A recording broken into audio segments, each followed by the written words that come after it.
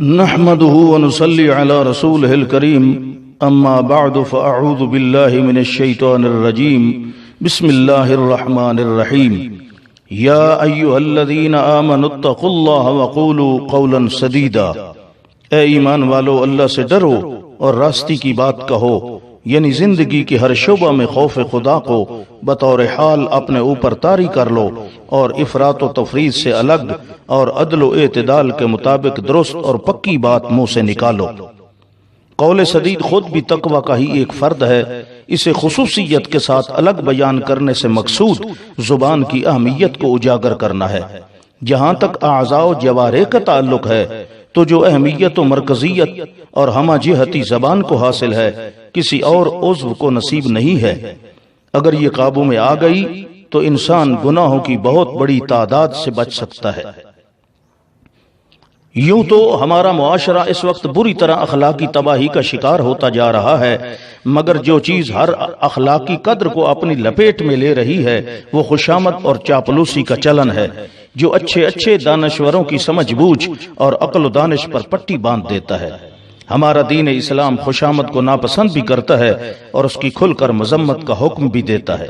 ابن ماجہ میں حضرت معاویہ رضی اللہ عنہ فرماتے ہیں کہ میں نے آپ صلی اللہ علیہ وسلم کو یہ ارشاد فرماتے سنا کہ ایاکم والتمادح فإنہ الذبح، یعنی ایک دوسرے کی خوشامد اور بے جا تعریف سے بچو، یہ تو ذبح کرنے کے مترادف ہے۔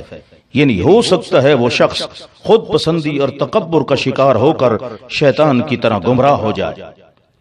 ہمارے معاشرے میں آج خوشامد پسندی کی اتنی عادت پڑ چکی ہے کہ اللہ کی پناہ، تو مخصوص خوشامدی حضرات کو ہر موقع پر باقاعدہ اطلاع دے کر پہلے ہی بلا لیا جاتا ہے تاکہ بھرپور انداز میں خوشامد سے دوسروں کو مرعوب کیا جا سکے۔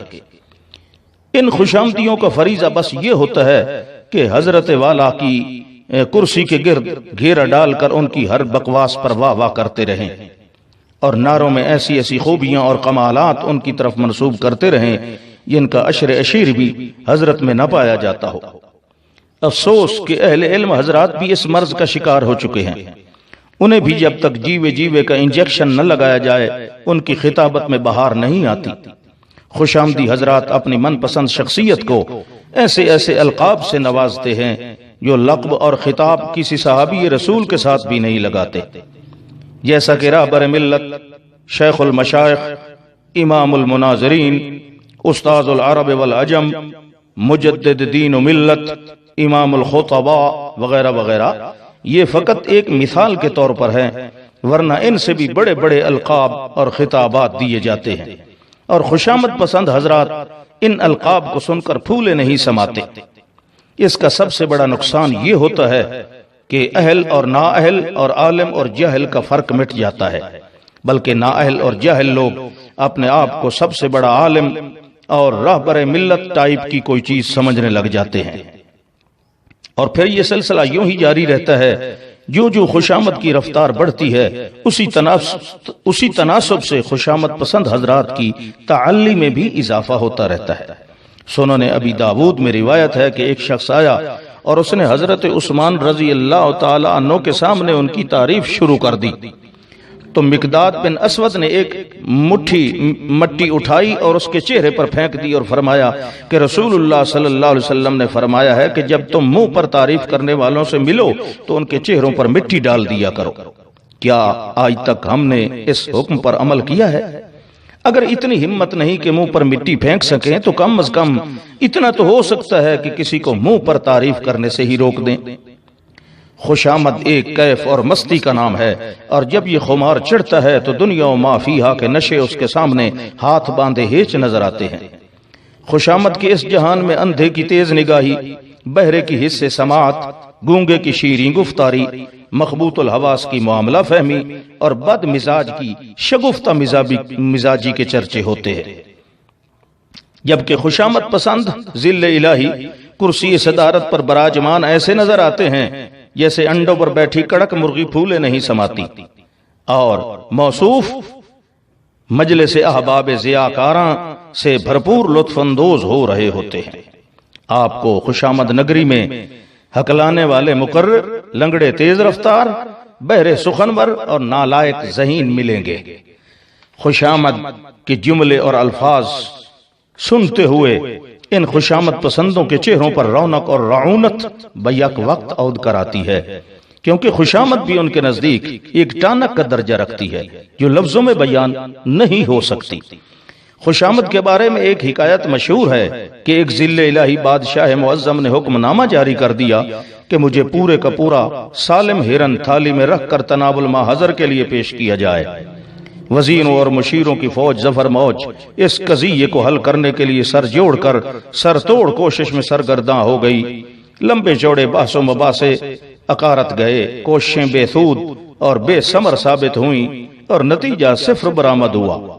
اتنے میں ایک خوشامدی کلندر ادھر آ نکلا، سارا معاملہ سنا تو اس نے اس اہم ریاستی امر کو حل کرنے کی حامی بھر لی۔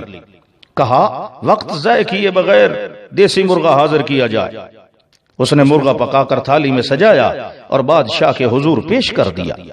بادشاہ کے منہ سے بے ساختہ نکلا یہ تو مرغا ہے۔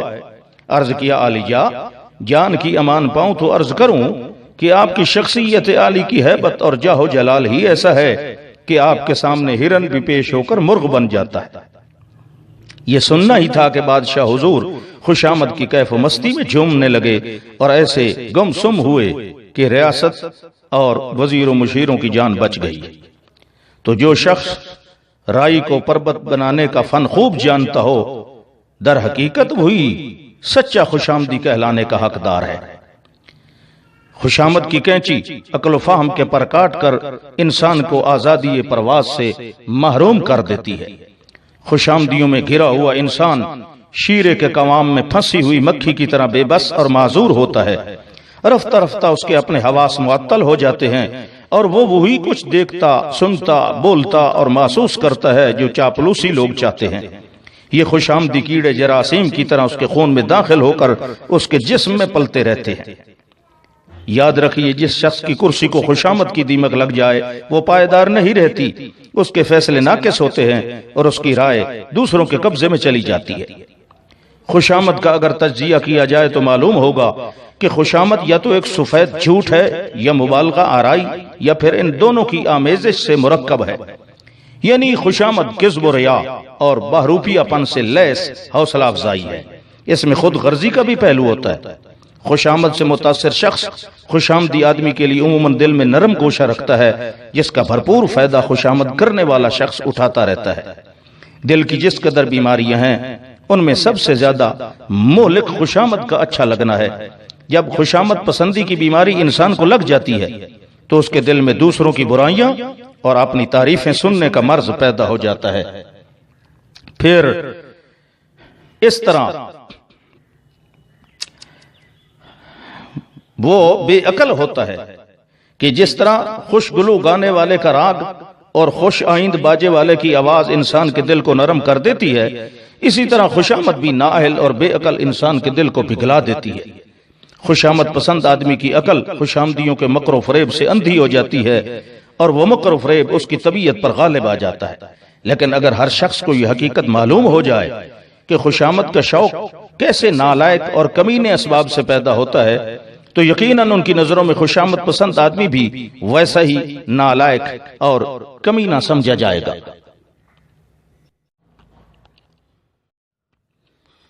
جب کسی شخص کو کسی ایسے وصف میں اپنی تعریف کروانے کا شوق پیدا ہوتا ہے جو اس میں نہیں پایا جاتا، یا وہ ایسا کہلوانا چاہتا ہے جیسا کہ در حقیقت وہ ہے نہیں، تو اس وقت وہ اپنے آپ کو خوشامدیوں کے حوالے کر دیتا ہے۔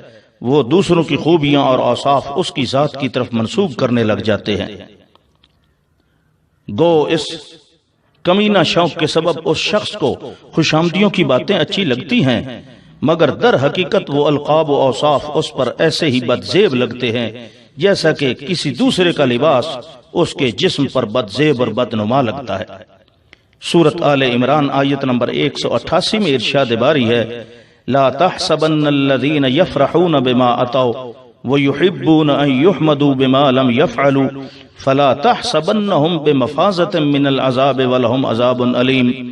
آپ ان لوگوں کو عذاب سے محفوظ نہ سمجھیں جو اپنے کرتوتوں پر خوش ہیں اور چاہتے ہیں کہ ان کی ایسے کاموں کے بارے میں تعریف کی جائے جو فی الواقع انہوں نے کیے ہی نہیں ہیں۔ حقیقت میں ان کے لیے دردناک سزا تیار ہے۔ مثلا وہ اپنی تعریف میں یہ سننا چاہتے ہیں کہ وہ بہت بڑے متقی، دیندار اور پارسا ہیں، بلکہ بہت بڑے مصلح و مزکی، خادم دین اور حامی شرع متین ہیں، یا وہ اپنے حق میں یہ ڈنڈورا پٹوانا چاہتے ہیں کہ وہ بڑے ایثار پیشہ، مخلص اور دیانتدار رہنما ہیں اور انہوں نے ملت و مذہب کی بڑی خدمت کی ہے، حالانکہ معاملہ اس کے برعکس ہے۔ مگر یہ بات بخوبی یاد رکھنی چاہیے کہ جس طرح خوشامد ایک بدتر چیز ہے، اسی طرح مناسب اور سچی تعریف کرنا ایک عمدہ اور اچھی چیز ہے۔